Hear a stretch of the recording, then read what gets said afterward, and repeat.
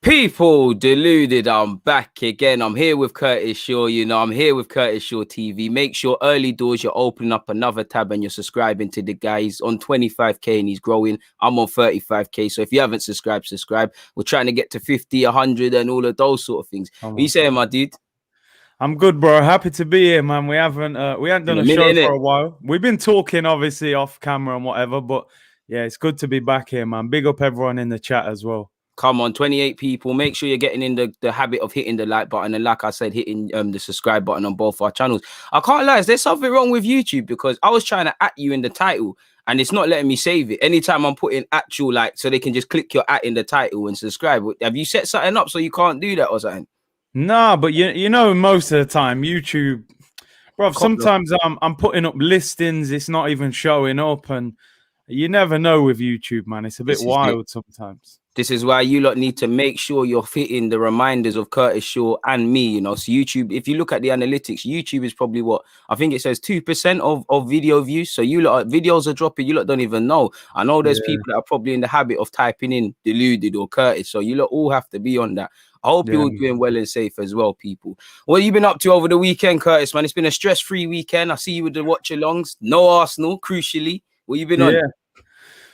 Bro, do you know what? Sometimes when there's no Arsenal, you have to actually take that time to just relax because it makes you realize sometimes how stressful Arsenal are to make content around and doing watch-alongs. Like, I swear down this season, 100%. When you do these watch-alongs, bro, a lot of the time you don't even enjoy the game. Don't enjoy it at all. It's sometimes I'm finishing. I'm feeling like I've played 90 minutes because the emotions that you're going through, bro. And you know what I mean? So I said he's played 90 minutes. Yeah, man. So you know what? I'm enjoying it. Like, obviously, it's a shame we haven't done better, but Alisson scoring that goal and, the drama of the FA Cup final. So, look, I'm just enjoying football for what it is, Come on. What do you make of the FA Cup final anyways? Because it's great that Chelsea lost, of course. Do you know what? That was probably one of the most exciting games for a while. Like, just the fact that Leicester won and how they won. I think the FA have kind of diluted the FA Cup a little bit because I feel like when I was younger, that was the showpiece event of that whole day. Like, the whole day was FA Cup final. Like, it wasn't even the last game of that day. I think Brighton played West Ham. Yeah. So it was like, it wasn't. It's not what it used to be. The first half was pretty poor. Trust me. I enjoyed it, man. Chelsea lost that the hard way as well. 90th minute equalizer, VAR. I was a Leicester fan that day. Still, I'm not gonna lie. Trust me, I was a Leicester fan for 90 minutes. I was distraught when I saw them score. Well, when Chelsea scored the equalizer, and then it was obviously exciting to see Giroud, Reece James, and Ben Chilwell with egg on their face. Like you said, first half was dead. Second half, you know what happened, man. So it was a good day. Yeah, man, I feel like I'm missing something else out over this weekend. It feels like something else happened with football, but I don't know, man. I really don't know. But yeah, man, obviously, we might as well get into it. I'm getting in the habit of making timestamps for the viewers there, my dude. So if you see me looking away, it's not that I'm not listening. But the first thing I want to get into you with is 3 minutes 30. I'm sure you've seen Daniel Ek's statement and you've spoken about it. I watched your show, but for those of you who haven't, what do you make of this, Curtis? Because as we know, my man's been trying to buy the club allegedly. Whether it happens or not is a different thing. But a statement from Daniel Ek has said, inaccurate reports emerged today saying I have not made a bid for Arsenal Football Club. I think it's important to correct the record. This week, an offer was made to both Josh Kroenke and their bankers that included fan ownership, representation at the board, and a golden share for supporters. They replied that they don't need the money. I respect their decision, but remain interested and available should that situation ever change. So immediately, I know, like I said, I know you've done your video on it and you've probably offered your thoughts, but when you initially came across that, where was your headspace at? What was you thinking? Do you know what? For me, bro, this first offer was never the offer for me to see how serious Daniel Ek is. This is just you testing the water. Nobody really believed that 1.8 billion was going to make the Kroenke sell. And I'm actually going to say Josh Kroenke because it's interesting that he's saying Josh in the statement. Just his name in it, not his dog. Yeah. Yeah. So it feels like Stan's passed that over to his son now. You go and run Arsenal. I'll take him serious if he comes back. If I see 2 billion, 2.12, them kind of numbers there, then we'll talk. And then I'll say, yeah, this guy's serious. I'm I'm not gonna lie, I was days away from cancelling Spotify, man. I said, no, I'm gone. This man got man to sign up to premium and them things there. I'm going Apple Music, you know what I mean? Killing me. So, I want to see this brother come back, man. If he's serious, you got old Thierry Henry and them as spokesperson. So I believe you have to be serious. Have to, innit? I want to see if there's a second or third offer, man, because this guy ain't going to sell at 1.8. Naturally, he's not going to. Like you said there, naturally he's not going to sell. I think everyone could understand that it wasn't going to be a quick fix. We'd all love for Kroenke to leave at the nearest window, but it's something he doesn't want to sell. It's something that is an asset. You know, we're going to have, for me, it's a case of how well does Daniel Ek want the club? Because I know he might be a fan. I know he's talking about Henry. I know he's got all good ideas, but everyone's got a price to sell. Everyone's got a price to buy. And as you know, Arsenal's going to be a losing game initially. So he's going to buy it. Let's just say you paid 2.5 billion. If that's what Kroenke wants, you've overpaid. At what point does it come with, I have to make a business decision. So if you overpay, for me, that's going to test the love. But it's like you said, everyone here could know it's not going to be an easy fix. We all know there was going to be bits rejected. It's going to be a long, drawn out process. Do you actually see light at the end of the tunnel? Because on one hand, I have small hope that obviously with the way the fans are going with things, with the way sadly the club is, you know, even if we turn around, even if we have this summer that they allegedly believe, I just think fans are done. Fans are fed up. Like, do you feel they could sit? There could be a situation where it's like, do you know what, we're out, or do you think they're here forever? Do you know what it is? Even with myself, bruv, I feel a little disconnected from the club right now. I got to be honest. 100. And it's not just because we're struggling. It's the way we deal with things, like the lack of communication, the lack of understanding about what the club want to do. Facts. You know, we got knocked out the Europa League. I haven't heard anything from the owners. They haven't said anything.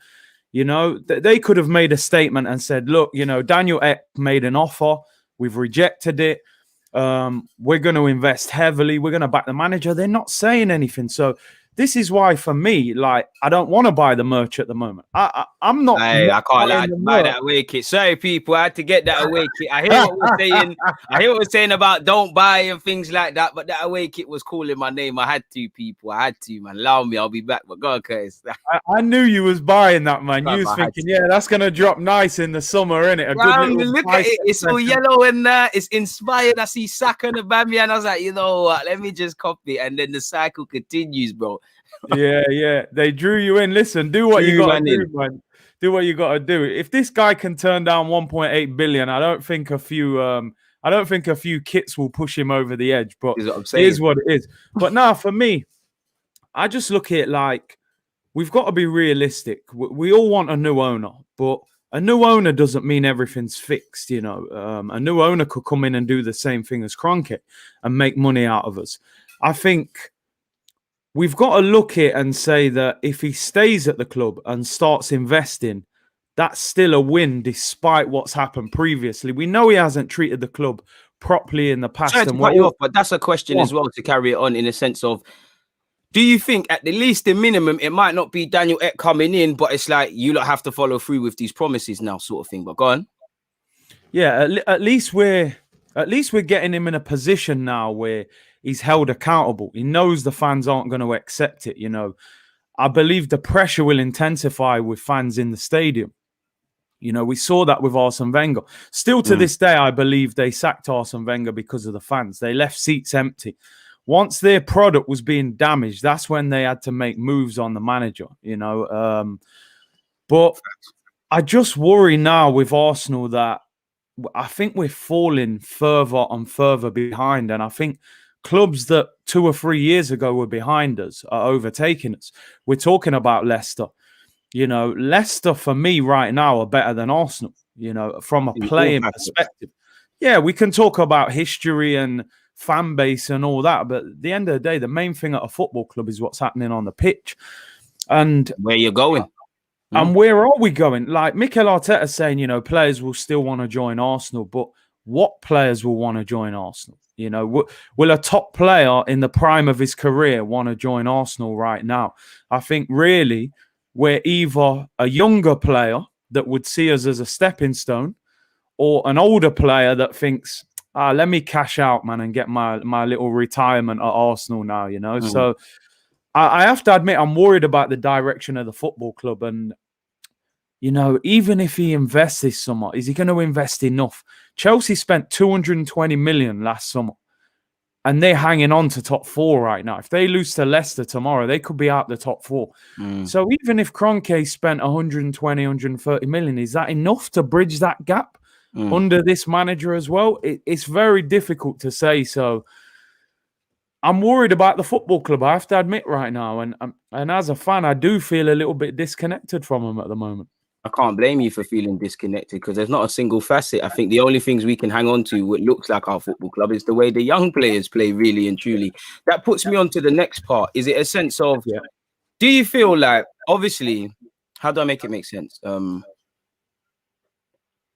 On one hand, I think the Kroenkes have made their bed, bro. Like, for me, they can't change anything. Like, you've been here for years. It's been mediocre. I don't... anything you tell me, you're lying, innit? But at the same time, I'm exaggerating. But let's just say we had a great summer. You know, holes got plugged and and they addressed it. We got the midfield. We got the centre-half position sorted. Right back the same, you know.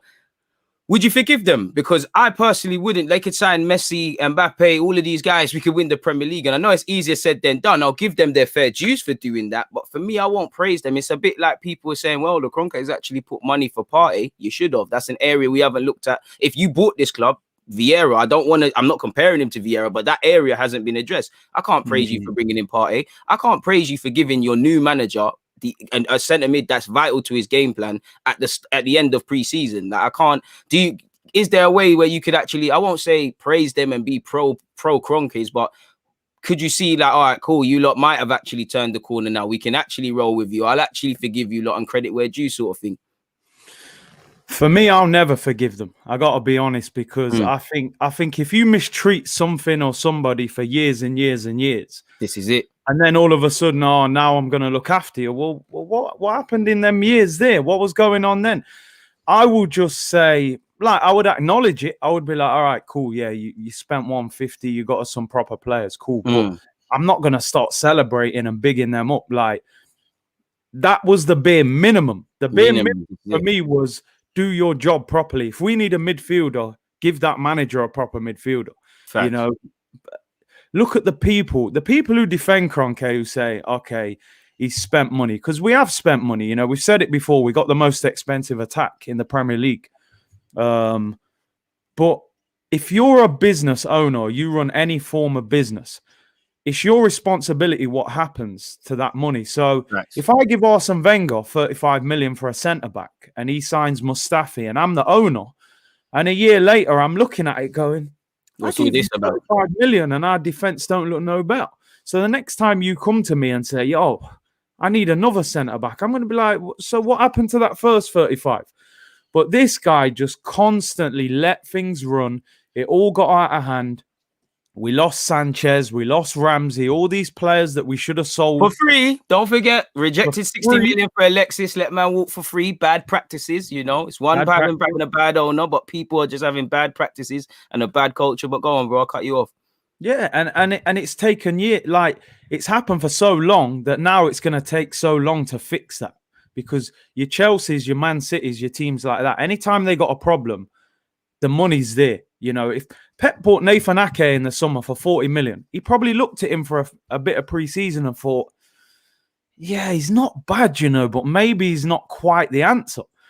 And a month later, he goes and drops 60 on Ruben Diaz. And Ruben Diaz probably... You know what he's on. Yeah, he's definitely in everyone's PFA Team of the Year in that, yeah. The reality is, in the Premier League at the top level, you have to spend and spend. And if it goes wrong, you can't put your hands up and say, well, I spent, so that's the end of it. You've got to spend again. You've got to have exit plans and goes again. Yeah, your facts on that. Go. That's the problem for me. Go on. Bro, we've spoke about that so many times, the exit plans. When's the last time we bought a player, it didn't work, and we got them out and still got some of that money back?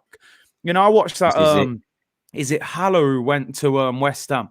They paid 40 million for him. Somehow got some piece from that.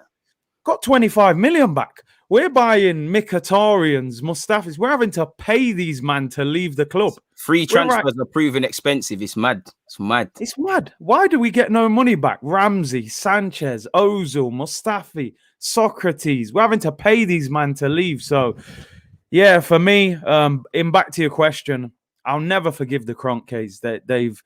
They've made things so bad that even if they started investing, that's just repairing what they've already damaged. So it's not enough. But at this stage, the stage we're at right now, if they don't sell, all we can hope is that they do invest. We at least need that.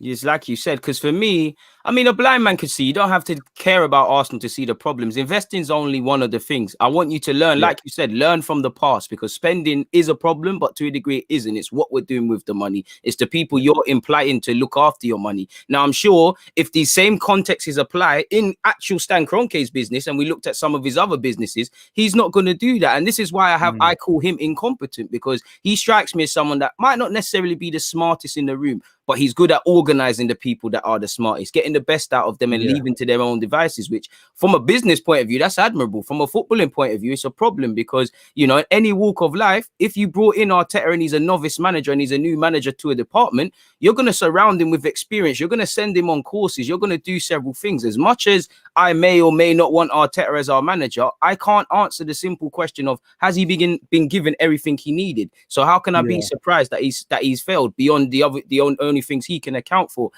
Do you get the vibe that Josh Kroenke cares a bit more? Because maybe it's because he's younger, he's got a bit more human feel, he's a bit more in our faces, because a lot of people have been saying to me, it's his dad, Josh seems to care. There could be a reality where Josh, he starts to be the owner and carry the Kroenke name in a positive light. Once again, I don't believe in that. But what do you make of the actual son? Because I don't really rate what Kroenke did, because with the whole Super League and the AFT, it's like Vinay got heat, the club got heat. He sent his son to speak to fans and big up all the fans who asked him questions. My man, to the left of me, you can't really see it. He's not involved. Like, he's not about. He's out of sight, out of mind. He probably doesn't even know what's going on with the football club.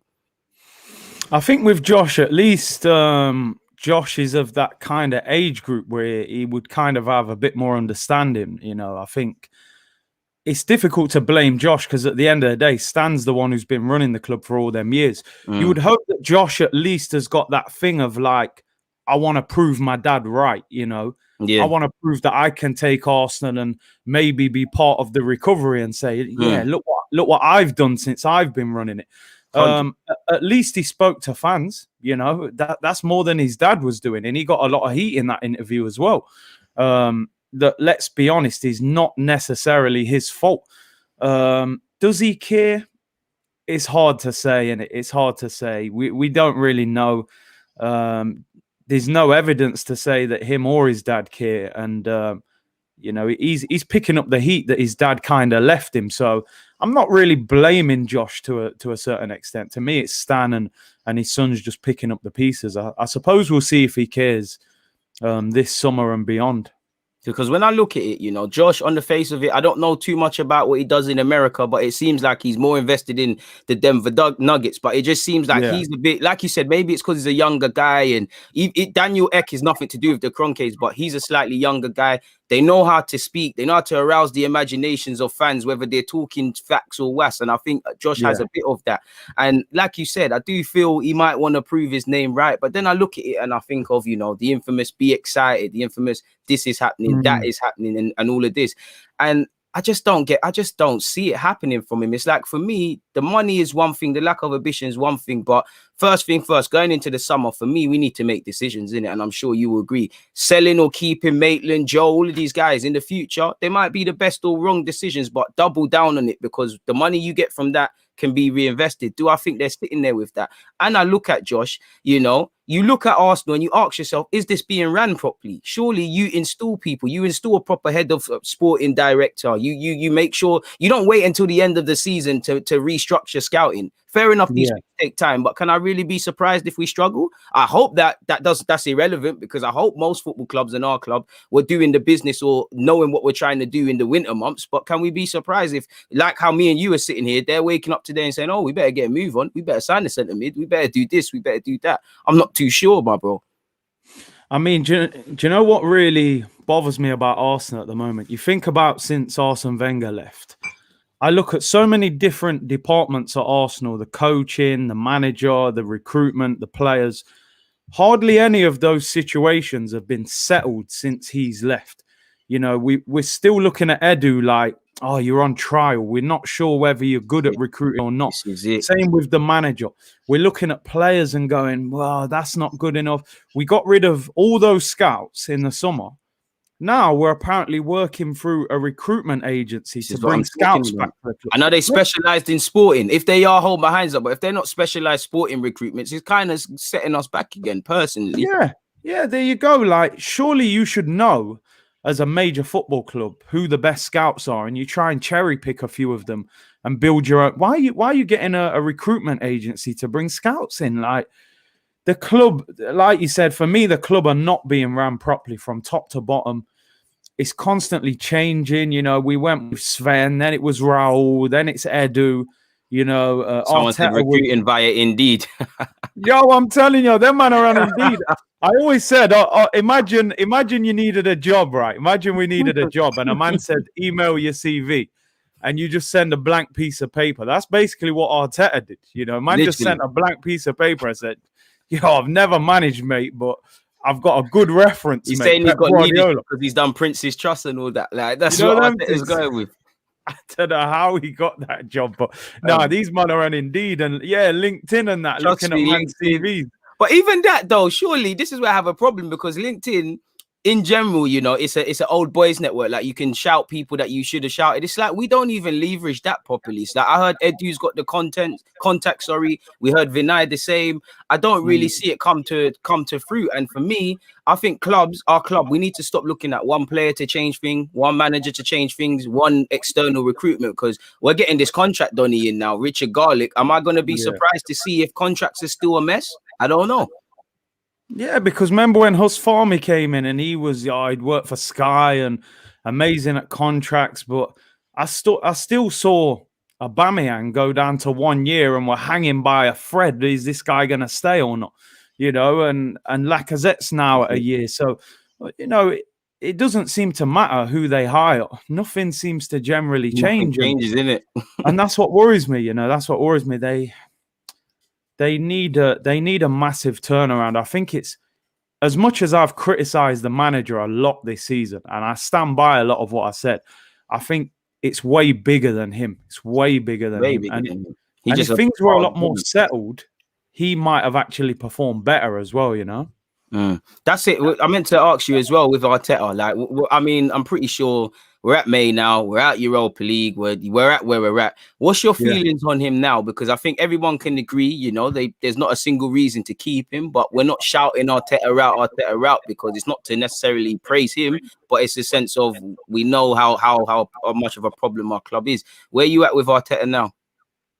Yeah, I would have got rid of him. Like now, I would get rid of him. I'm being honest in that. I've heard stuff coming out of the club and they're saying, you know, I saw a thing yesterday saying, oh, we're 9 points off the top four, which in reality, there's easily 3 games that we've thrown away. So people will say we could have bridged that gap. My problem with Mikel Arteta... the details, man. It's a lie. Yeah. Do you know what my problem with Arteta is, bro? I look at it and I think, the one thing everyone said was this guy's an exceptional coach. That's what I kept hearing. He's coaching. And I look at our team individually and I think, how many players has Mikel Arteta improved this season?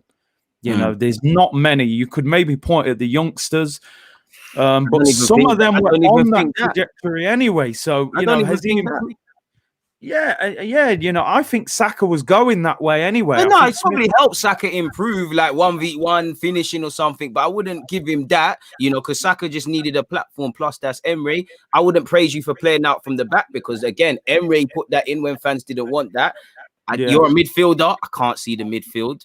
And I think as much as Aubameyang's been poor, as much as Lacazette's been up and down in his career, I don't really. Players have to keep accountability, but why is it that Arteta's come now and, you know, we've seen Aubameyang have the first time he's struggling to score. You know, Pepe was struggling. You know, we'll get on to Willian, and I'm not defending Willian, but one thing I'll give him is that he needs to answer why he's been poor. But why is it a coincidence that together with everyone, Willian has now dropped off a cliff, and somehow we've had low expectations of him and he's managed to go even lower? Him and Alisson got the same amount of goals in the league. Like, it's a madness. Like, it's crazy. Bruv, like you said there, it's not a coincidence, right? And listen, I'm not saying that all of Arsenal's problems are down to the manager. And I think that's why the manager's not getting that much heat, because we know the problems are bigger. But like you said, Aubameyang, worst goal scoring season in years. You know, even at Dortmund, he wasn't doing this. Willian last year, 9 goals, 6 assists. Like you said, he couldn't. It's took him 37 games to score 1 goal. Oh. Eddie Nketiah hasn't done anything. Balogun's hardly kicked a ball. Lacazette's been up and down. Pepe, he clearly hasn't got faith in Pepe. You know, Pepe has a good game, then gets dropped. No one can understand. Yeah. Thomas Partey, one of the best box-to-box midfielders, left him exposed. He's looking like Frimpong right now. You know what I mean? The man's looking like Stay Dench, Emmanuel Frimpong. Yeah. It looks like what I'm saying? Our defense, everyone kept telling me our defense was earlier in the season. Everyone said our defense is so much better. It don't look better to me. You know, it really doesn't look better. And then the goalkeeper.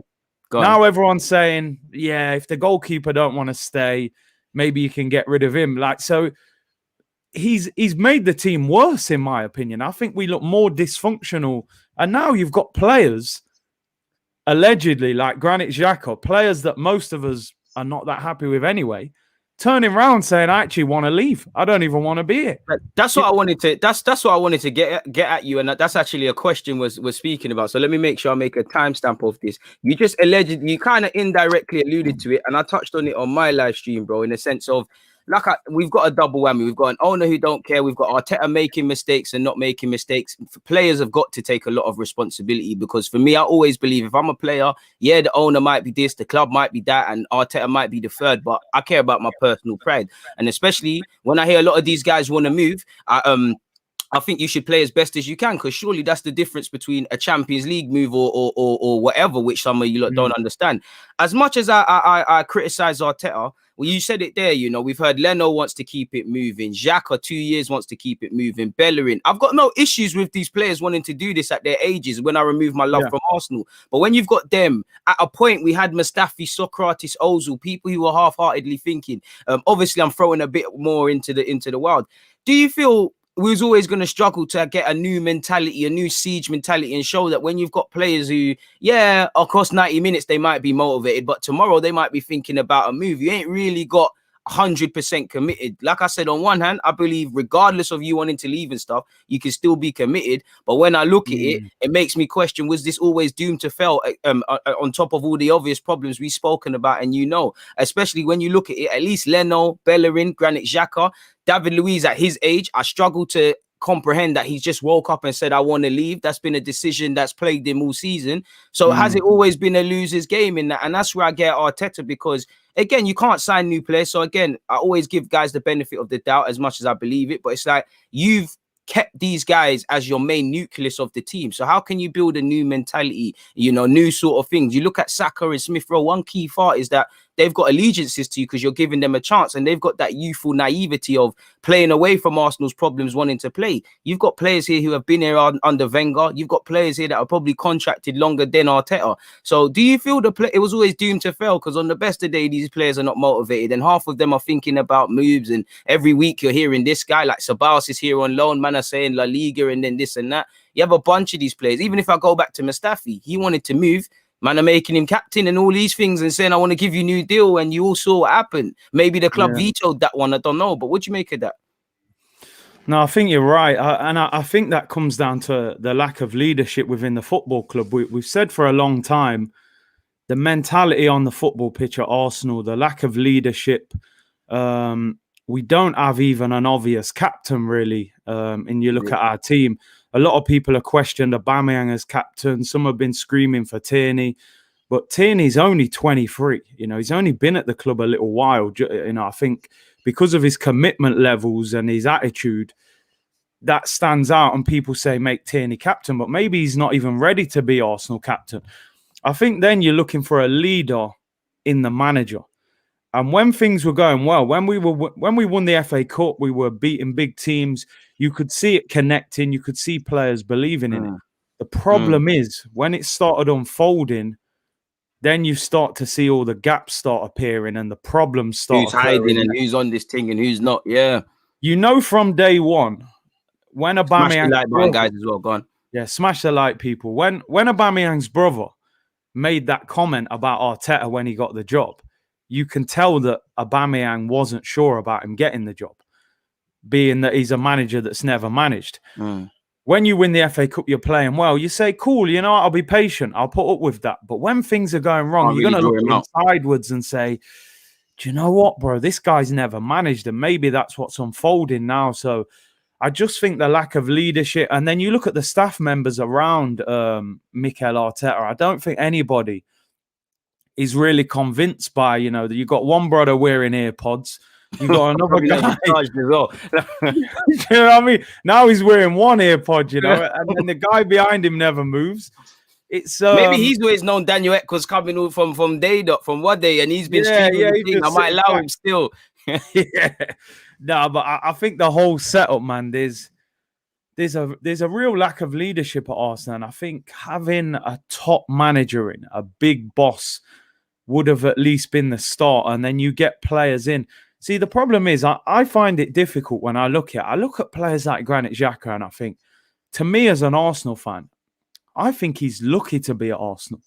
You know, I think he's lucky to be at Arsenal. So when I hear him turning around saying, I want to leave, I'm like, bro, you want to leave us? Is that how bad we are right now? See, the thing is, I don't even mind that, because I can remove my emotion for Arsenal and look at it and say, okay, he's been here for time. He's not an Arsenal fan. He's from Switzerland. I'm sure he wants to experience things, do what he needs to do so he can move. My problem is, you're giving him the choice. Like, not even just Xhaka now. It's like you're giving too much man the choice. It's like playing in for any Premier League team should be a privilege. It's almost like it's almost like a Kroenke thing. It's like them man, they are playing for Arsenal, but they want to go to this club and they've got this business interest, which I don't care, but just show me that if you're lucky to be here. That's why I kind of don't really get onto El Nene, because he needs to move on. But he can at least, you can tell with him, he knows he's lucky to be here. He puts in the shift. I hate the fact that these players talk like they've got a divine right, because I think they've got a false sense of security. And that's where I get onto this club, as well as Arteta for playing them,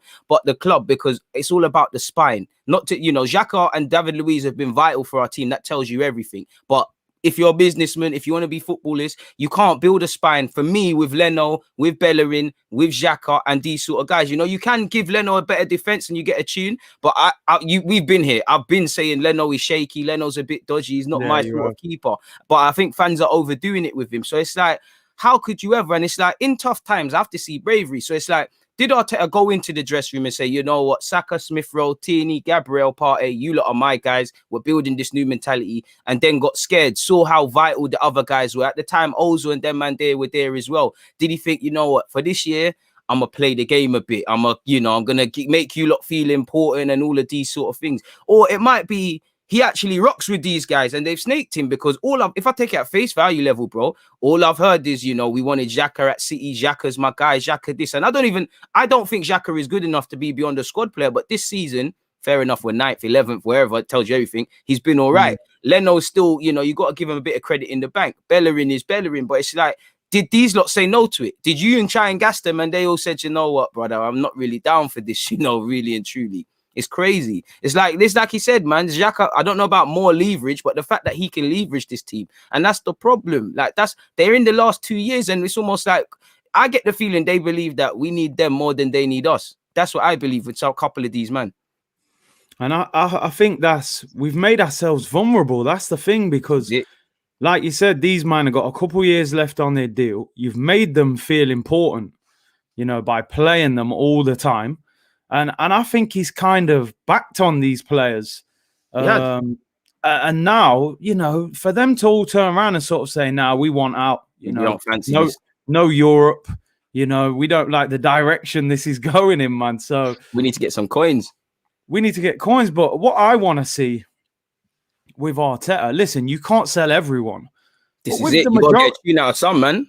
Yeah, but with a lot of these, man, listen, if Granit Xhaka's knocking on my door saying I want to leave, I'm saying, cool, you can go. Let's get a decent fee for you and you can go. You know, you ain't a superstar. You know, it ain't like you're convincing Messi or Ronaldo to stay. And, you know, even if they want out, you got to keep them there. Let these man leave. Let these man go and bring in. We need players that want to be at this. But that's what I'm saying to you, bro. That's where my problem is. We're not learning from hindsight and applying better foresight. You look like I said, XHAKA and David Luiz, they're arguably vital to our team. If they're both fit, they're getting the strongest 11. We know, I describe that as building a house on the sand. When you play these little West Broms and things, you can get away with that.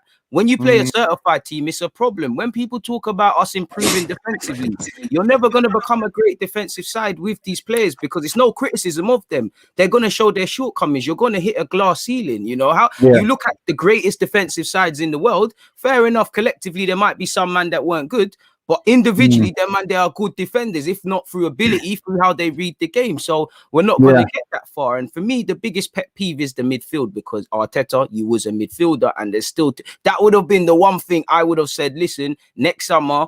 We have to, this summer, or last summer, sorry, we have to get it done because Partey was as vital. And I think they twanged the club or the fans into thinking it's Partey or Hour or something when they're both vital. Both teams signed that. I wanted to ask you as well, because again, it weren't really a question, but you've kind of eyed on to that. In fact, before I ask you it, I have to play the sponsor thing, so I'll get into it.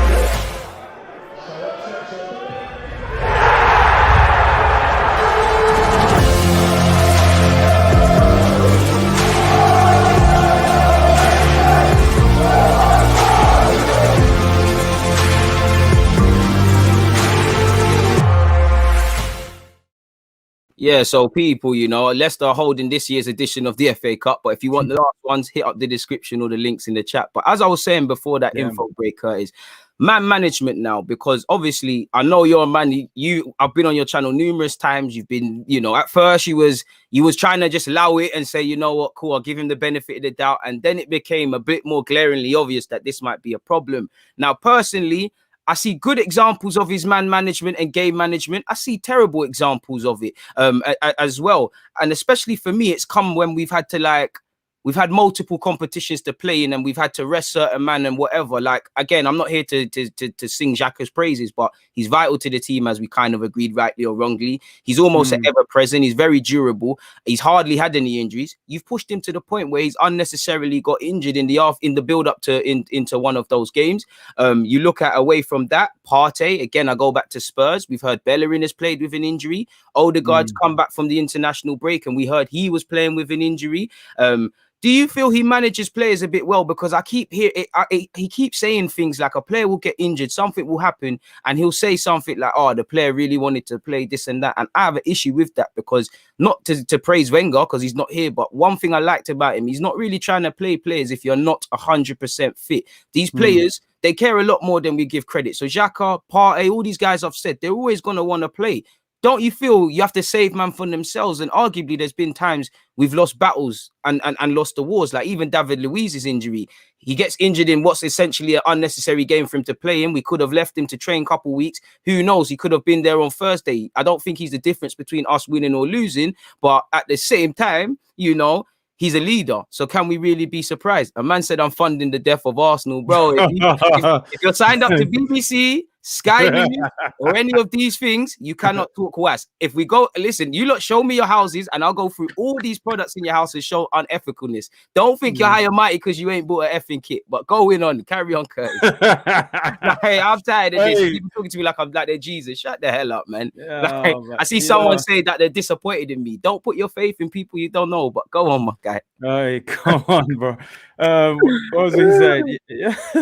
You're gonna get slander for that kid. But it is what it is. When they tell me I don't care, you're funding this, you're funding that, you're doing this, you're doing that. Shut up, mate. Shut up. It's not the end of the world, is it? Like, come on, man. You know what I mean? No, but listen, back to what you're saying. Yeah, I think he has mismanaged people at times this season, and I think a big problem with Arteta, he's put his faith in the wrong people. I've looked here at times this season. I'm like, you can see what kind of the core of the squad should be. You got your keeper. You've got like maybe Gabriel, Luiz, Pablo Mari, not bad. You got Thomas Partey, your Smith Rowe, your Saka, your Aubameyang, maybe a Pepe as well. But he's been backing players like, Xhaka and Rob Holding and Hector Bellerin and, Willian at the start of the season kept playing as well. So it's like you've backed the wrong horse here, bro. You know what I'm saying? And even at times, like you look at the end of the season, Kieran Tierney's injured. And we've known since Kieran Tierney's joined the club that he's injury prone. We bought him injured. Yeah, he had a hernia operation 2 weeks before we signed him. We didn't do our job in January and get a backup left back. You see Saka play at left back the other week and you're going, wait a minute, this guy's left-footed, he's quick, he's mobile, he's played at left back before, but we played Granit Xhaka there. You know, as this guy again tried to do this Pep Guardiola thing when 2 + 2 is equaling 150. Yeah, you know, at Man City, you know, Pep went, okay, I'll put a centre midfielder in Delph at left back, Zinchenko at left back. This guy's trying to make Granit Xhaka a left back, but it obviously didn't work and it weakened our midfield too much. So I just think with Arteta, look, we always talk about ownership, but we've seen examples where good managers have performed at clubs under bad ownership. You look at David Moyes. West Ham fans were trying to beat their owners up last season. They were trying to climb into the stadium and punch them out. Moyes was nearly, you know, West Ham were in a dogfight last season. This year, they're fighting for Champions League. You know, so it shows that managers at times, they squeeze more out of teams. And I just don't think that Mikel Arteta has got enough out of this team this season. Because to me, I look at Arteta now, I think, does he know his best team? I don't know if he knows his best team. He's been here a year, and he's been here a year. There's no excuse not to know it. I'm sorry, there's no excuse not to know it. There's no excuse, bruv. Constantly changing the centre-back pairing. We've had so many different centre-back pairings. You've got to have stability at the football club. You know, we know that Xhaka and Partey's possibly out going on right now. Yeah, like he's constantly. Listen, every time an hour before kickoff, you're like, oh my God, let me see this team. You don't know what you're going to see. And good teams are not like that. You know, see Willian up front. Like we've seen it. Man City away. Different stuff. Like, bro, I swear this guy must ring Pep, you know, and say, Pep, what would you do? You know, Champions League. What's the weirdest thing I can do today? Yeah, what's the strangest thing? It's like I said with Arteta, he strikes me as one of them man. You know, when you was younger, there's a man at school who's getting A stars in everything. But out on the roads, he's not very clever. He's got no common sense. Arteta's one of them, man. He's mad intelligent, but he's got no common sense. He's trying to outsmart things that are just there already. A bit too much. You're trying to be too clever, bro. Just play people in their best position and work around players. But yeah, I think Arteta's man management and putting his faith in the wrong players has come back to bite him this season, man, big time. And the wickedest thing with Arteta is I'm still trying to figure a lot about him because there's an issue. Like, obviously, we all know there's injuries, loss of form. These things cause you to play different players and things. But outside of that, like you said, it's unhealthy with the centre-half pairing. I haven't really seen with Gabriel. We knew he's a good defender. From Fulham away, we spoke about it. Them under-hit passes and those things, he's going to learn the hard way. It's like as soon as the going got tough, you've pulled Gabriel out the team when that's meant to be part of your spine. You haven't really addressed what's going on with right back, and there's like 50,000 people there. I'm going to send my CV and see if I can get some minutes at right back. Judging like this, I can't lie. Fitness might not be there, but I might try a thing. I don't see enough question marks being. I don't see enough questions being answered. I see more questions being posed, and it comes down to: do you think he's either tried to do too much and done nothing?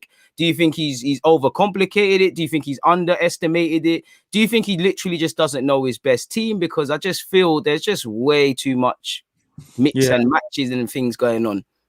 I think at the start of the season, he wanted to go with experience, and I think that's why he was going for the likes of Willian and these guys. I think obviously as those guys were failing, it kind of fell into his lap that you've got to get a number 10. Smith Rowe was available, put him in, it worked out. You know, we've clearly been a better team since we've had a number 10 in Smith Rowe and obviously Odegaard as well. Something that I haven't liked about this season, amongst a number of things, it's been a bad season. It's been a shocker. But I would have liked to have at least come out of this season and said, do you know what? No, the team's about. Gabriel's had a full season. So next year, he's ready to go. You know, Pepe's had a full season. Now he's tearing up the place.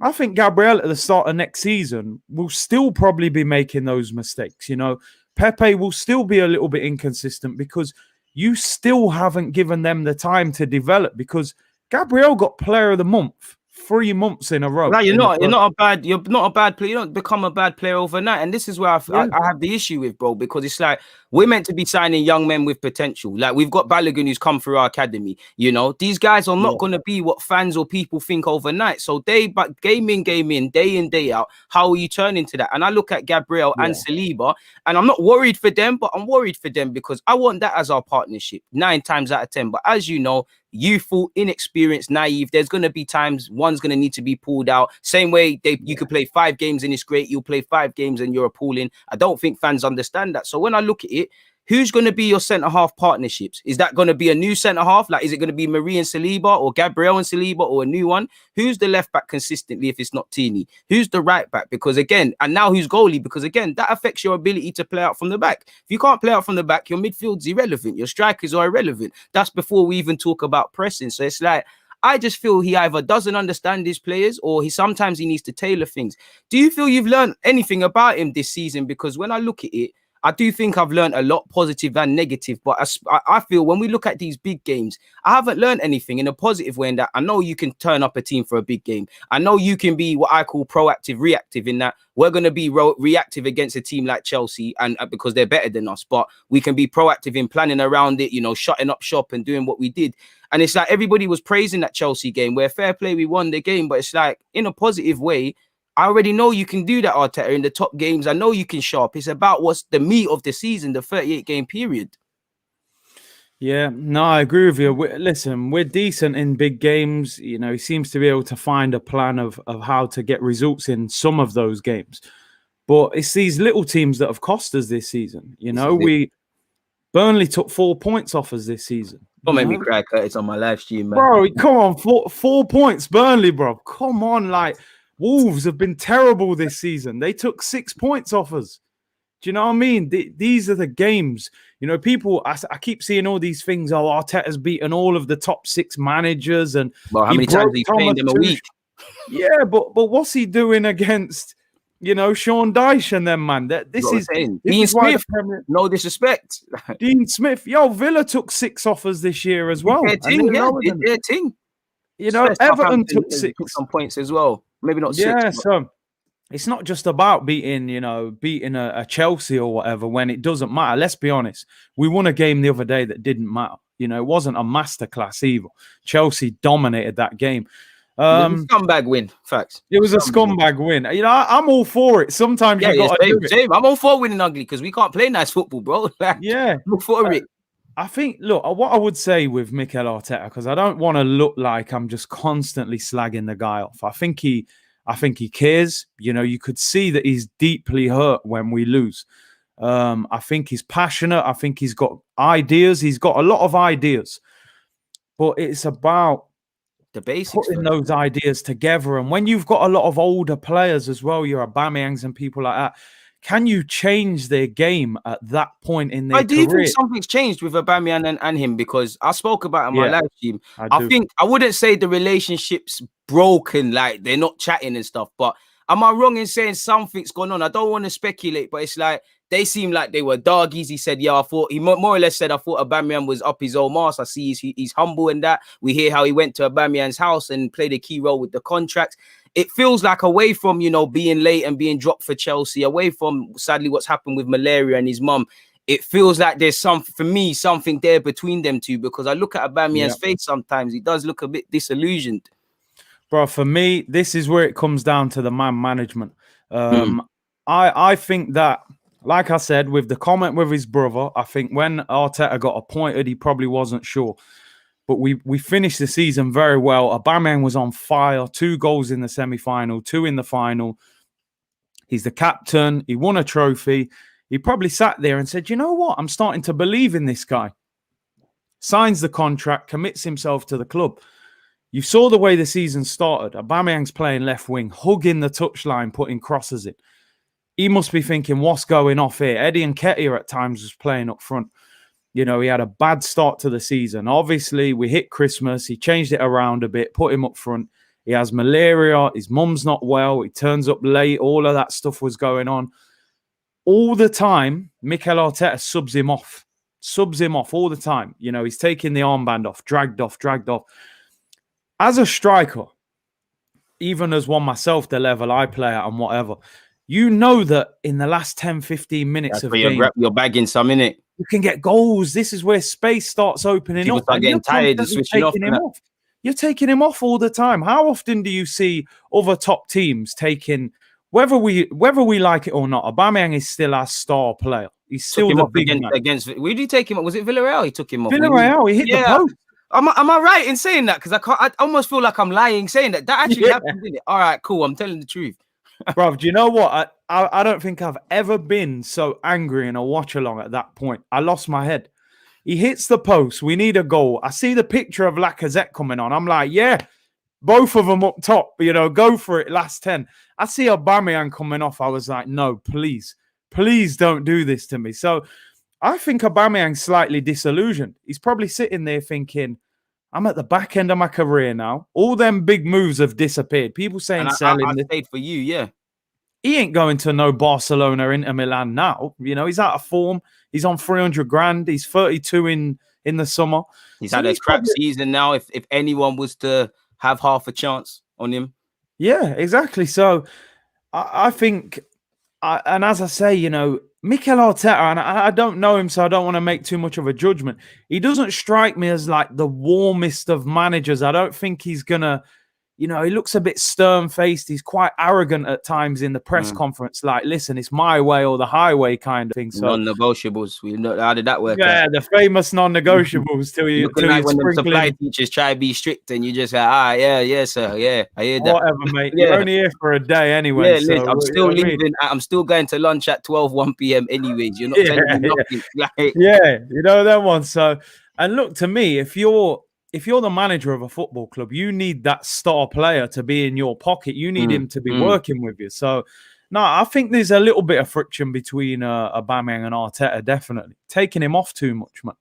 Do you think he gets back to it next season? Because that's where I'm at. Because all season I've been going, he's scoring, man. He's getting this is Aubameyang you're talking about. He's back. He's back. And every time I'm here, people are asking me, is he getting back? I'm like, yeah, of course. But in my head, I'm like, boy, it's looking kind of peaky, you know? It's looking mad for us right now. Do you know what it is, brother? I think with Aubameyang now, naturally his game's built on pace, innit? He's not, I always say he's not a Sanchez. You can't just give him the ball and things are going to happen. He needs service. He's not an individual brilliance man like that. No, he's not. So to me, unless Arsenal are creating bagger chances, I think Aubameyang could still struggle, man. You know, Odegaard 6 to 8 weeks ago, I was like, listen, this guy looks proper. 6 weeks later, I'm like, get him on that same plane with Ceballos. You know, him and Ceballos can get the same EasyJet flight to Madrid, mate. You know what I mean? So I think, you know, Smith Rowe's a good fit, but I think we need another creative midfielder as well, man, you know? That's my problem, because we're going to put too much faith on Smith Rowe, and it's nothing to do with him being a bad player. It's like we always do this where we felt we don't have a certified 11, so that's another story. No. But it's like we always do this thing where Gabriel's supposed to come and just change all the defense. Smith Rowe's meant to be the creative messiah, where he is, but we need bare creative man. Do you remember we used to have creative man to the point where we was begging Wenger, stop shoehorning them in. When we have that, will be a problem. Imagine City now, for obvious examples, it's not the best one, but if City suddenly just had to rely on Kevin De Bruyne, of course, I still back him to deliver, but there's going to become times where he's looking disillusioned and all of that. That's my biggest problem for Arsenal. We don't understand it's a squad game. Creativity for Arteta, he hasn't shown me anything. Apart from the obvious, what we've spoken about, that's where I'm kind of angry, because again, this is where perception and reality are too different. Maybe I thought he was going to be certified, but like we've spoken about, individual players are failing. Collectively, we're not defending from the front, or apart from random moments with Smith Rowe and Saka of late, we're not doing enough. So it's like, if you get better players, do I have faith in you being able to coach attacking phases of play? Maybe he's their managers that can only work with elite talent, but you've only worked with the City players. So why did that work and why isn't this one working? Because all I heard was before I retired, I worked with Nelson, I'd worked with this guy, I wanted XHAKA from City times, this and that and the other, and I haven't seen much. This has been up here for a while, bro, and it threw me off course because you've got a couple things to ask you about before I let you go. But this is something that I have an issue with, you know. Since Christmas, Arteta has been top 3 Premier League managers for points accumulation. Facts. Z Blogger, 100% facts. You know, it's amazing. But like Jay has said here, for me, Since when did the league start at Christmas? You know, there's no restarts. It's August till May. You know, we can look through these great moments, beating your Man United away, double over Chelsea, this, that, the third comeback against West Ham. But last time I checked, it's about August. And all that matters for me is where you start and finish. What do you make of that? Look, man, listen, it is a fact, in it, since Christmas. But like Jay said, the season never started when Santa Claus arrived. So, you know, I got the impression that Arteta wasn't ready for the start of the season. That's kind of how I felt. I felt like pre-season.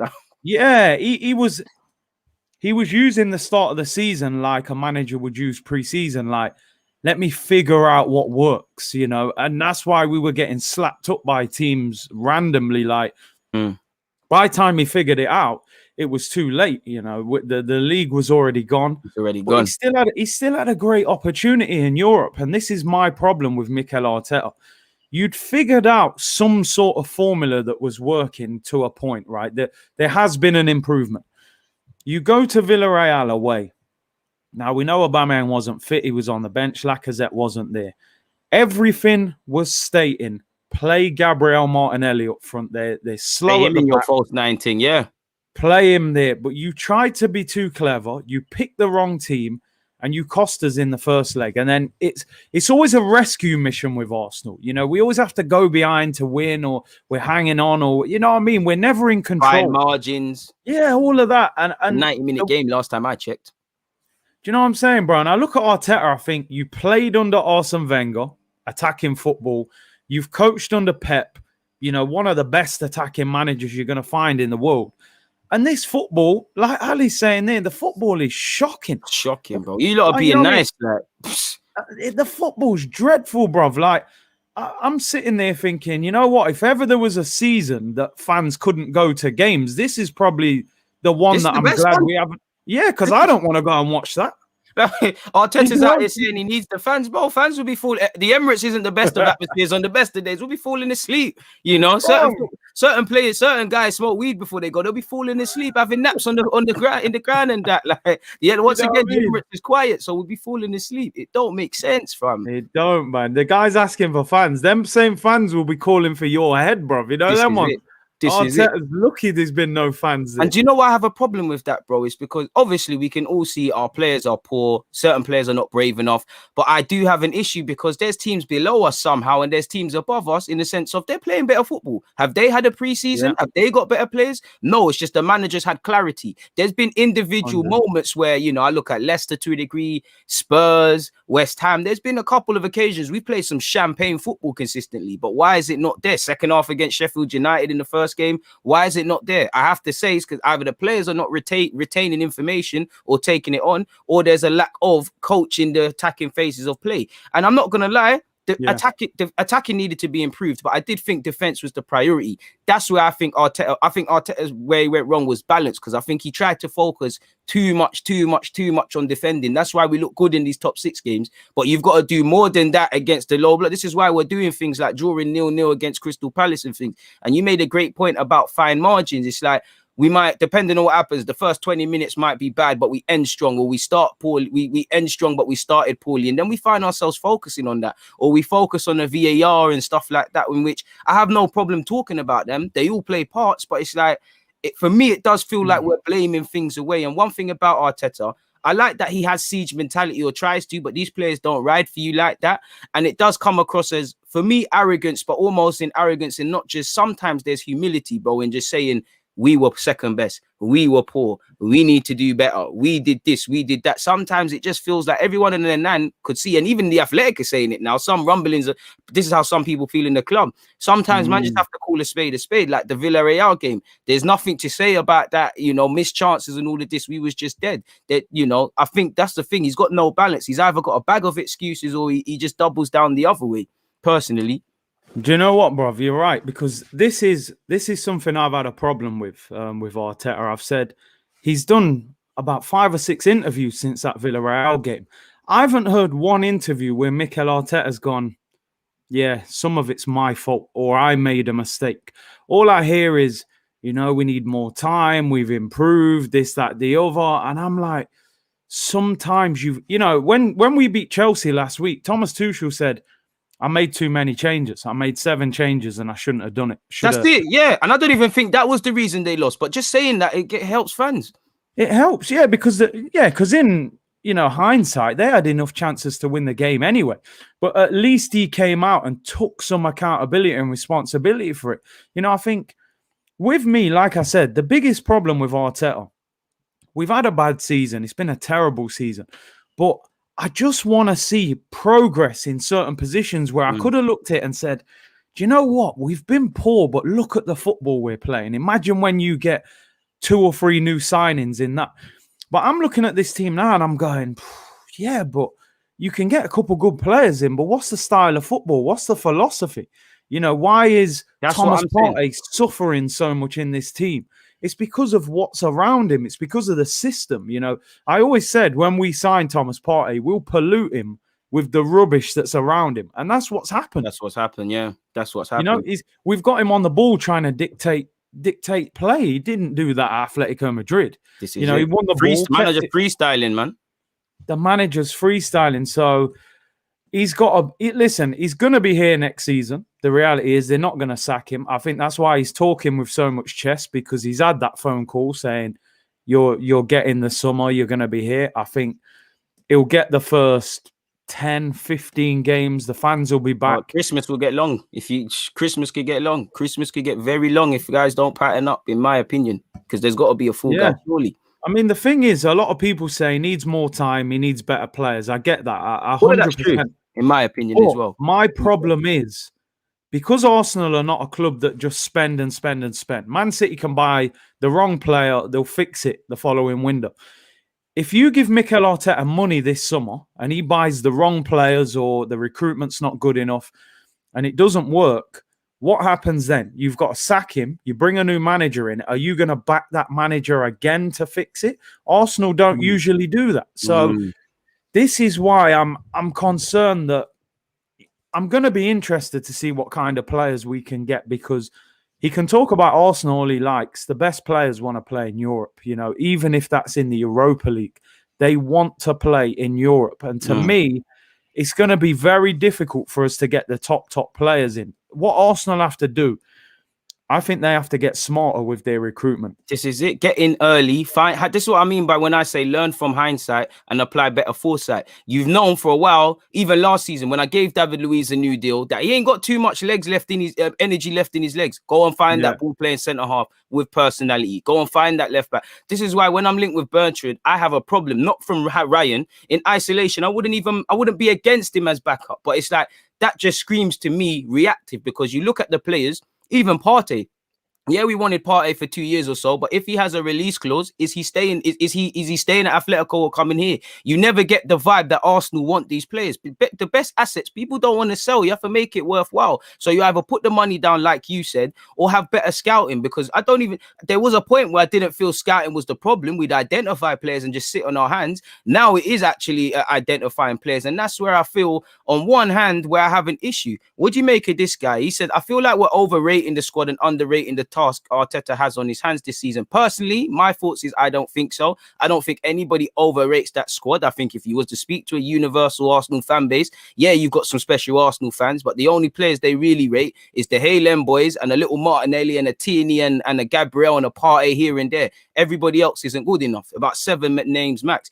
I do think we are underestimating the speed of the task Arteta can turn it around, but I also feel fans are asking him to turn us into world beaters. We're just asking to keep seeing more ingredients. Same way you won FA Cup, same way you're locking it down in top 6 games, same way in isolated moments in the Premier League it's been spot on.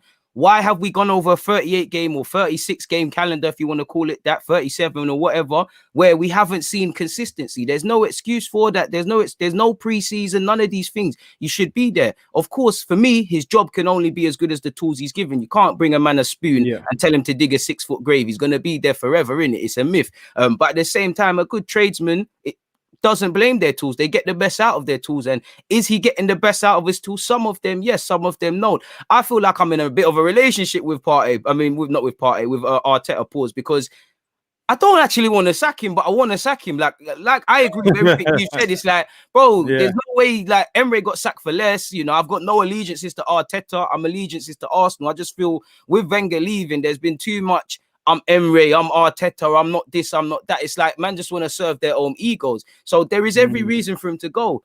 But there's just the way he talks, when he comes out with the fighting talk, when he comes out with a lot of things, I want to back him. Like, I don't want him to be sacked, but I want him to go. I'm like, Arsenal just messed up my mind. What do you make of that? Are we overrating the task, bro? Listen, I think he had a massive job on his hands. Make no doubt about it. I think Arsenal right now is one of the most difficult jobs around because of the ownership. It's as simple as that. If we had Abramovich as our owner, it's an exciting job. You'd be biting the hand off to get that job. Facts. But it is a difficult job. But I do think he has underachieved. Like you said, I don't think anyone overrates his squad. I think the majority of the Arsenal fan base would say this Arsenal team is not good enough. But like you said, we have got a core of 7 or 8 players at least that are good enough, where you might have to put a few around them who aren't good enough. So I think, do you know what it is? We're kind of so far into the Arteta thing now that part of you thinks, do you know what? Just stick with it. You know, that I think that's what it is. Because Andrew is saying here, bruv. And I think what it is, we don't trust Arsenal to get it right. I don't sit there and think, you know what, if Arsenal get rid of Mikel Arteta, they'll go and get Allegri, or they'll go and get Brendan Rodgers or Conte, and they'll give him 150 million and we'll be back in the Champions League. No, they'll probably get Nuno, or they'll give it to Per Mertesacker out the under-23s, and they'll give you 60 million to spend, and things might get even worse. That's the problem with this ownership. But this is it. Like I said, the thing with Arteta for me, I just wanted to see progress. I want to see players improving. I just want to see a DNA, bro. I want to see a style of football. I want to see a long-term plan. Just building blocks. So I can say what you're trying to do a year from now. Just build. And for me, I haven't seen enough building from him. So I'm kind of caught between a rock and a hard place with Arteta. Right. For me, if it was down to me, I would get rid of him, because we're so bad that I kind of feel like we're at rock bottom. And I kind of think, you know, another manager can't be as bad as this, a more experienced manager. But the club are going to take the easy route, you know. The club are still paying off Unai Emery and his staff. They took a £120 million loan. They're not going to sack Mikel Arteta, pay him, pay his staff, bring a new man. It's too much money, and that's all they think about. So, unfortunately... Before you even talk about transfers as well. And then, like you said, we got to spend 100 million minimum this summer. So, listen, I've come to accept it. We're going to have Mikel Arteta in charge next season. I don't think he's the right manager, but they've got to find a way to make it work. And for me, we've got to start picking off players from teams where we can go and get their players. It's not all about we got a guy from Real Madrid. It's not a name brand thing. I don't need a guy from Real Madrid if he ain't a good player from Real Madrid. Go to Brighton, say, give me Basuma, 30 million. He's an Arsenal fan. He wants to join us. Go and get him. Go to Norwich, take Max Aarons, take Buendia. We're talking about Norwich and Brighton here. No disrespect. We should be able to go and pull players out of them clubs. But that's the thing. I don't even think it comes down. I just think players want projects. And like you said, with no Europe, you've got to sell a hell of a project. If I'm Norwich, Arsenal could take my players, but I'm just sitting like Brighton. I'll sit there and say, why do you want to go to Arsenal? If you do your Buendia, like you did your job in the Championship, you do a fraction of that in the Prem, who knows? Pep might want you. Klopp might fuck with you. You know, you gonna go to Arsenal, they're gonna blame you for everything. That's where that's where I agree with you in that. For me, whether it's Norwich, Championship team, France, wherever, damn right, just look for a man, go and get it done. Don't piss about, go and get it done. Because I think people underestimate how much we can get it done. AD has said, DG, it doesn't make sense to sack him, whatever your mindset is. If you hire him in the first place, you let him show what he's got. I mean, I don't necessarily disagree. I think there's every reason to keep Arteta and not sack him. Which, as silly as it sounds, because again, we all know the issues at Arsenal, but at the same hand, AD, I think that's a very slow way of looking at it, because some would say it's a results business. Whatever we say about Arteta, he knew the role he was walking into, and he's been here for a year and a half. Don't see consistency. Improvements in relation to defense and attack and game management, and these things don't last long. There's not long-lasting improvements. Again, results. Don't see a DNA. The simple fact is, do we look a better team now from when he took over? No, there's even more question marks. So there's every reason to sack him. The only reason there isn't to sack him is, for one, as much as I want him gone, I actually want him to stay. And secondly, the problem that is Arsenal. If we were going to bring in an experienced manager or even another novice like Arteta and say, you know, we've learned our mistakes, Arteta isn't the guy, but we're now going to surround you with X, Y, Z. You say you need a midfielder, we'll get you two. You want a right back, we'll get you two. We'll do this, then it'll be cool. That's the problem. Football at some degree, or whoever is going to take over Arsenal, from that moment, we want to go back to where we want. It's a loser's game. It's going to be, it is already pain, but it will be pain again. Yeah, that's how I believe. So I think that's a short-term one. I've been loving this chat with you, Curtis, but I forgot to ask you a couple of questions. Let me make my timestamp. We've been talking about Europe. Do you think it could be a good thing not being in Europe for the football club, purely from a footballing basis? Because we know the money that Europe presents you with and the rest of it is an issue. Not for me. Not for me. I honestly think that I think Arsenal need Europe. And fair enough, yeah, there's no game on a Thursday. I look at the Europa League like the whole group stage is a walk in the park, let's be honest. We're playing teams like Dundalk. You can use it as an opportunity to blood youngsters and squad players, keep them involved. You get to the latter stages, obviously it gets a little more difficult. You've got to play your best team. But I look at the Premier League right now. Man City, we're years behind them, so we're not catching them next season.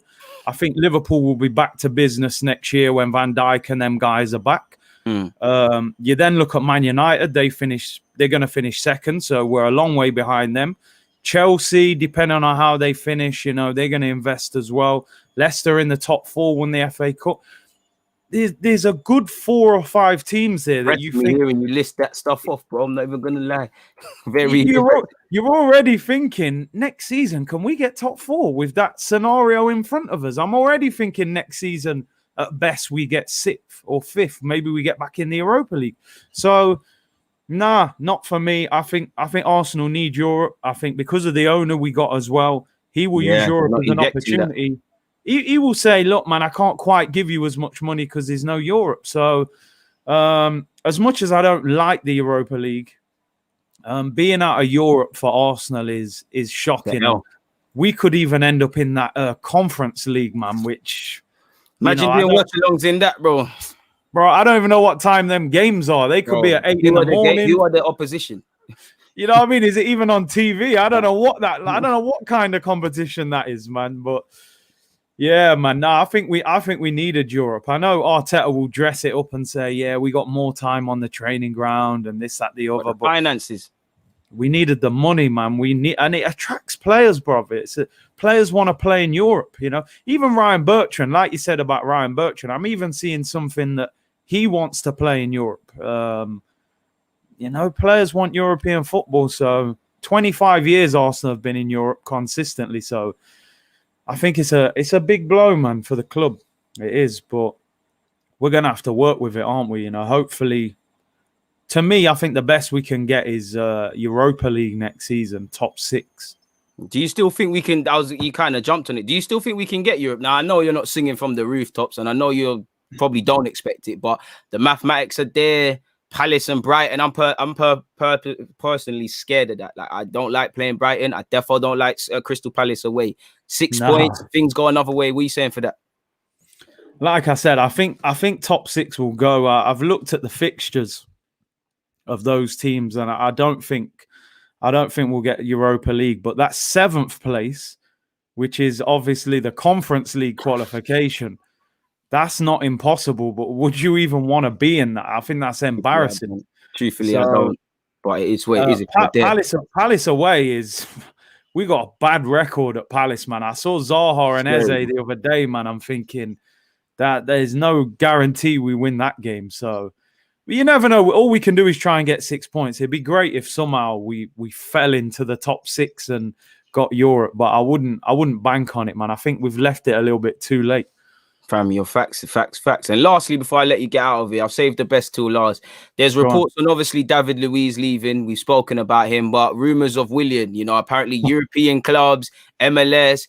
When you look past, like for me, like you're probably ecstatic. You're happy to hear that news. But when you break it down, does it not leave you with a lot to consider? First thing is like what we spoke about earlier in that Leno and them man there.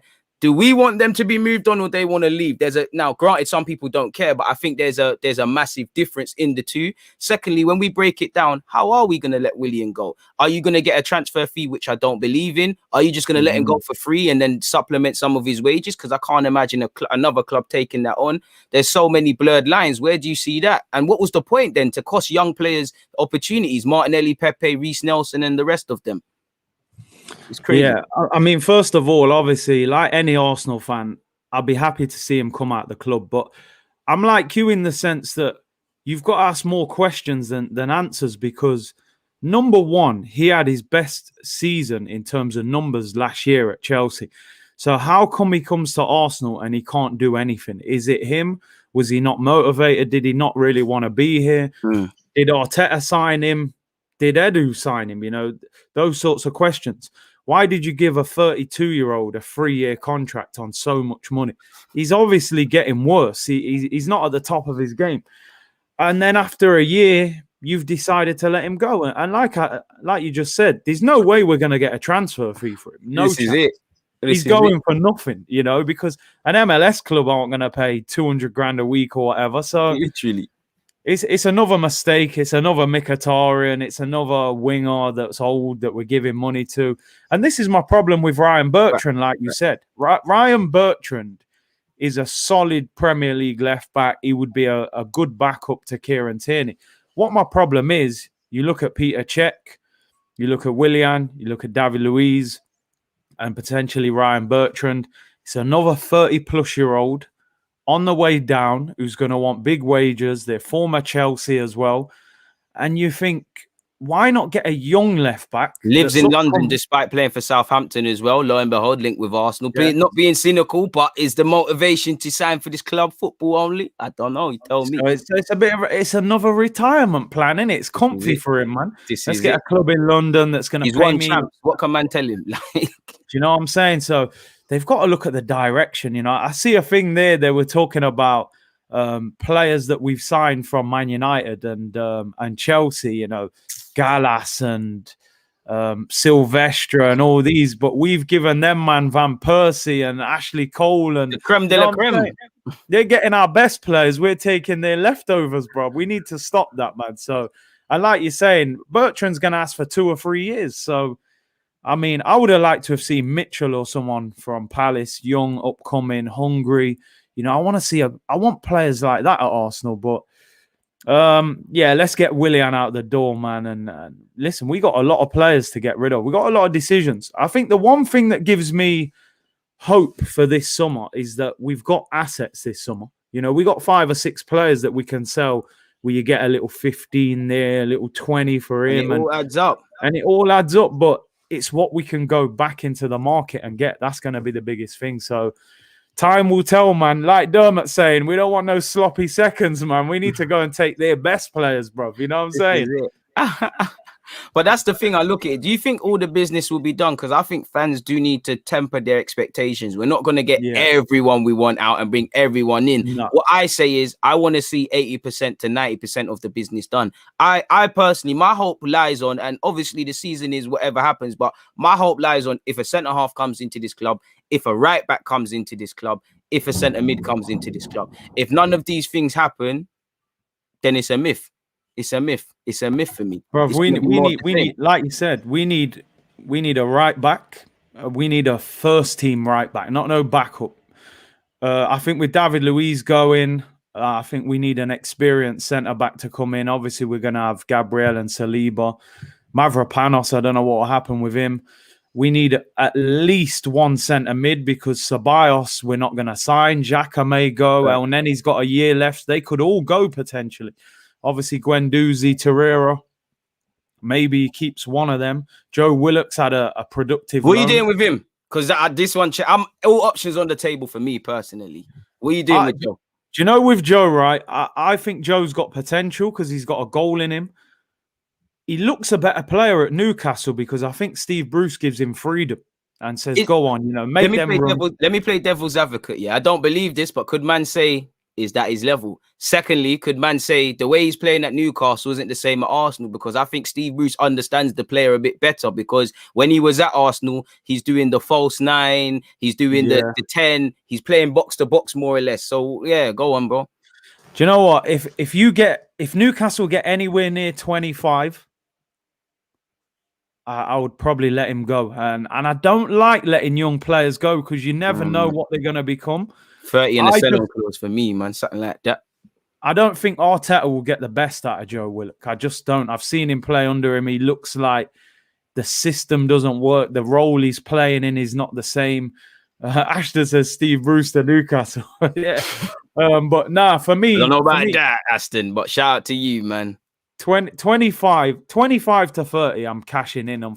I think sometimes we've got to look at... KROENKE'S not all about creating him and creating a star. Sometimes it's to create him to sell him, you know? And yeah, I like Joe. It's hard, isn't it? Like, I don't want him to go, but under for me, Arteta, it's a necessary evil.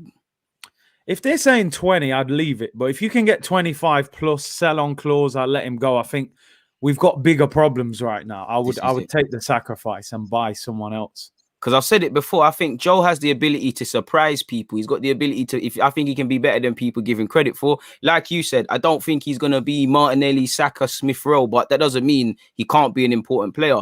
Where I'm on selling him is because if he comes back, man are going to say what's going on, like it's not happened. And where I look at it is we've got to make harsh decisions. As much as you know me, I'm a romantic when it comes to KROENKE. I'll back you to and beyond. But if selling you for 20, 30 means we can bring in a partner for Partey, whether that's Basuma or someone else, then I'm all on it, or bring in a centre-half. Because, you know, like I said, Joe Willock might turn in and be an England international or something, and we'll say, why did we sell him? Like with some of the other players. But we need to make decisions. We're not in the Community Shield, but I'm too tired now of having a pre-season.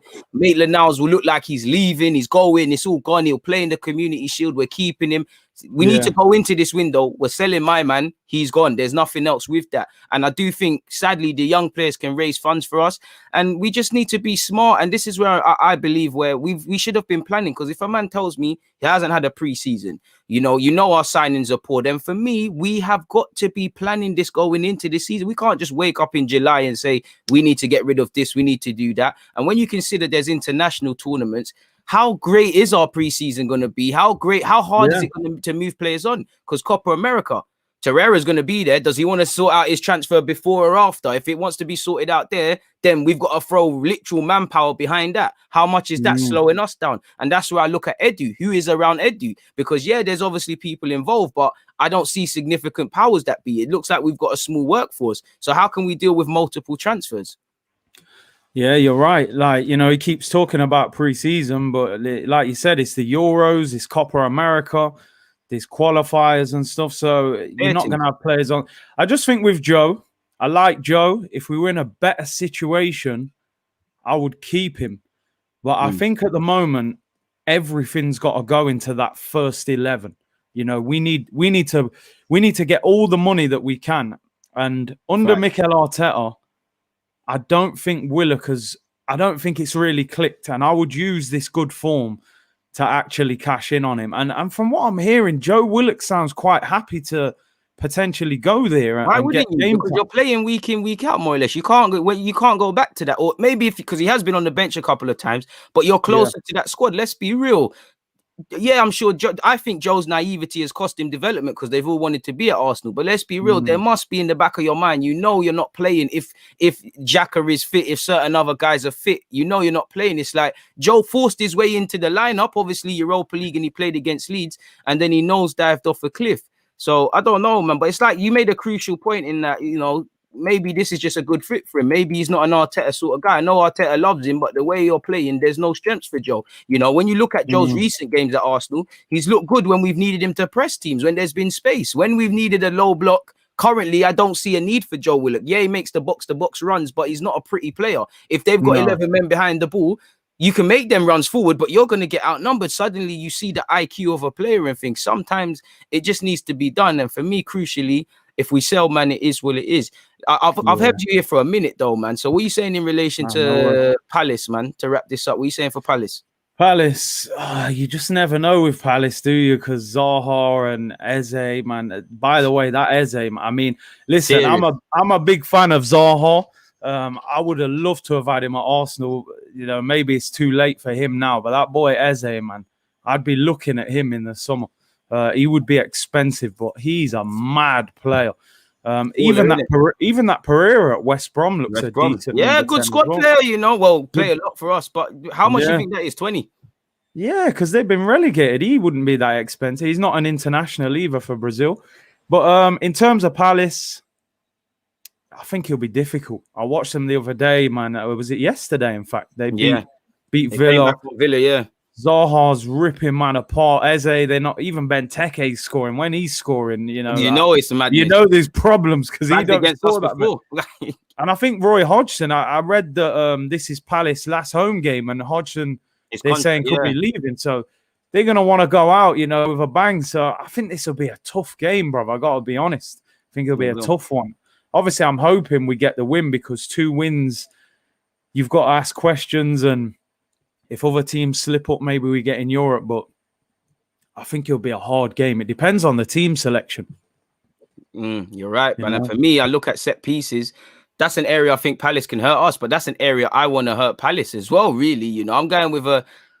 I've been on... Listen, since it's become clear that Arsenal is not levels, I've been on this positive vibe now. So I'm going to go I'm going to go with the tried and trusted 3-1 Arsenal. What are you going with? Going through. I'll go 2-1. You know what I say? I call Arsenal no pressure FC, man. When there's no pressure, we start balling, innit? We start balling when there's no pressure. So I'll go for 2-1. And I think we'll beat Brighton as well on the weekend. I'm shook at Brighton. Brighton, I'm not chatting about you until Friday. Look, what's it? Spoiler alert, I'll be on Curtis Shaw TV on Friday and obviously be doing my own stuff on Friday away from that. So I'll leave Brighton alone. I don't want to talk negativity into the air, fam. Are you going to the protest or are you going to the game, in fact? I tried to get tickets. It's a myth. Like, it's a myth. Yeah. Like the whole system. I can't lie. I want to be back at Arsenal, but it's a myth. You going? Nah, I didn't even apply for one. I'm going to go to the protest, I think. Yeah, I'll probably roll to that. But apart from that, there's nothing else. See, you can buy a shirt and go to the protest. Not that I have to justify my why don't you wear the shirt to the protest? I see someone say, I see fans wearing new shirts to the protest. Why not? Like I said, if you want to go down there, I'm pretty sure everything you buy in Sainsbury's, every TV show you got, they're not ethical. What you got coming on later, though, my guy? Because to plug you, obviously, people, make sure you're there. He's here with Big Kevin Campbell at 2, man. He's been Mikel Arteta's lawyer this season. I can't get him to admit that Arteta struggled. So I'm going to be pressing him on this show to try and get him to admit it, but probably not. He just said it's the players. It's the players' fault, you know. I rate that. I have to admire that. Obviously, people, you just saw it. You know, I've dropped the link in the description or the live chat. Make sure you're taking attention to that. Obviously, this is the big man's channel. He's approaching 26. You know, 700 more. He's on 26k. Make sure you hit that up. Links also there. Yeah, man. Any other content to come apart from that, Curtis? No, that's it for today. I think we'll just watch along Arsenal. Yeah, it's slowing down, isn't it, man? I think everything finishes next weekend. Champions League, and then obviously we hit the Euros and that, and do some content around that. Transfers hopefully will start rolling out, man. It's an exciting time, innit, for Arsenal, hopefully. And to close this up, it's the principle. You can't protest the guy and put money in his pocket at the same time. Well, you protest the BT and condemn them, but you still probably pay your TV license. So again, what you lot want to do, you lot can do. I'm my own guy. You lot don't pay my bills. I don't know you. I have so much admiration for you lot, but I'll be damned if I let the internet dictate what I need to do. In relation to me, you know, Curtis is going to be on at 2. I'll be on around them times as well, but away from Arsenal, I'll be speaking about, I think I'm with Matisse, so they're obviously drawing him out for Chelsea losing, of course. You know, I'll be getting onto all of that, man, and things like that. So that's me, man. So man. It's been lovely having you. When we back on your channel? Pleasure, bro. We'll do 2 o'clock on Friday, as long as you're about at them times. Yeah, that's cool, man. That's cool. So make sure you set a reminder on that, people. Yeah, man. We'll talk about Palace, Brighton, protest, all of that, man.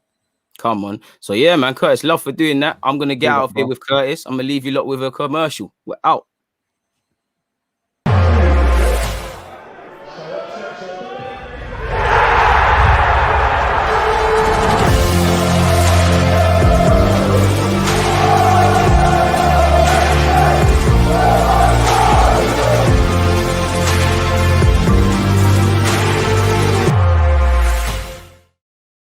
like I said, make sure you subscribe to